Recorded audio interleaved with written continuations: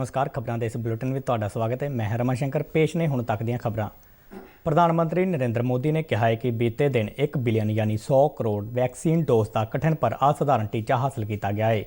अज सवेरे राष्ट्र को संबोधन करदिआं उन्होंने कहा कि इस उपलब्धि पिछे 130 करोड़ देशवासियों की कर्तव्य शक्ति लगी है, इसलिए यह सफलता हर देशवासी की सफलता है। 21 अक्टूबर को भारत ने 1 बिलियन 100 करोड़ वैक्सीन डोज का कठिन लेकिन असाधारण लक्ष्य प्राप्त किया है।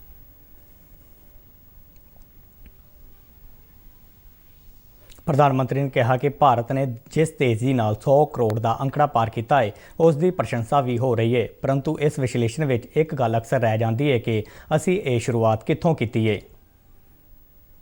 भारत अधिकतर इन देशों की बनाई वैक्सीनेशन पर ही निर्भर रहता था। हम बाहर से मंगवाते थे। इसी वजह से जब 100 साल की सबसे बड़ी महामारी आई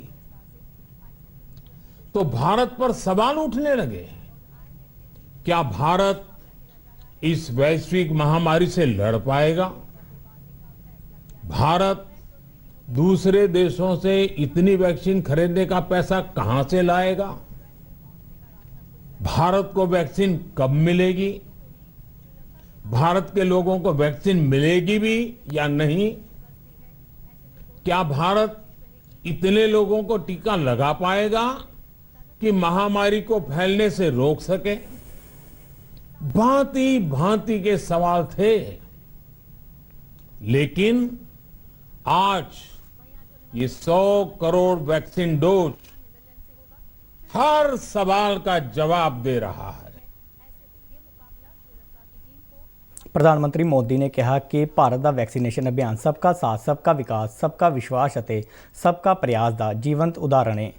प्रधानमंत्री ने कहा कि देश का एक ही मात्र रहा है कि जेकर बीमारी भेदभाव नहीं करती तो वैक्सीन में भी भेदभाव नहीं हो सकता। इसलिए ये यकीनी बनाया गया है कि वैक्सीनेशन अभियान से भी VIP कल्चर हावी ना होवे।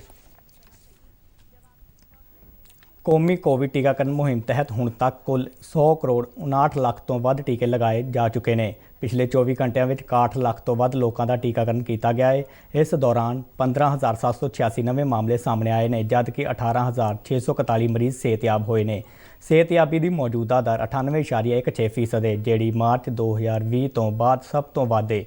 कोविड टैसट की समर्था को लगातार वधाया गया है तो पिछले 24 घंटिया में कुल 13,24,000 तो वध टैसट किए गए हैं। सूबे को हुण तक 104 करोड़ 5 लाख तो वध टीके उपलब्ध करवाए गए हैं। विश्व सेहत संस्था के डायरैक्टर जनरल टेड्रस अदनोम गैब्रेयेसस ने 100 करोड़ वैक्सीनेशन की प्राप्ति लिए भारत को बधाई दी है। एक ट्वीट में उन्होंने प्रधानमंत्री, साइंसदानों, सेहत कामियां और भारत के लोगों को कोविड-19 तो सुरक्षित करने लिए किए यत्नों लिए बधाई दी।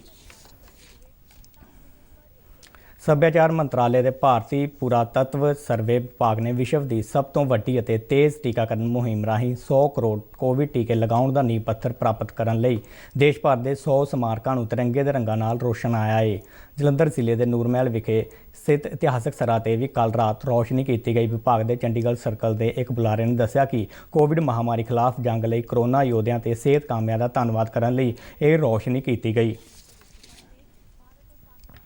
केंद्रीय पैट्रोलीयम ते कुदरती गैस और हाउसिंग ते शहरी मामले मंत्री हरदीप सिंह पुरी ने कहा है कि भारत 2024-25 तक 5 ट्रिलियन अमरीकी डॉलर की अर्थव्यवस्था बन जाएगा। नवी दिल्ली में एक समागम दौरान उन्होंने आस प्रगटाई कि 2030 तक भारत 10 ट्रिलियन अमरीकी डॉलर की अर्थव्यवस्था बनेगा। श्री पुरी ने कहा कि देश में पैट्रोल और डीजल की खपत में कोविड के दिनों तो पहलों की तुलना में वाधा देखने को मिला है।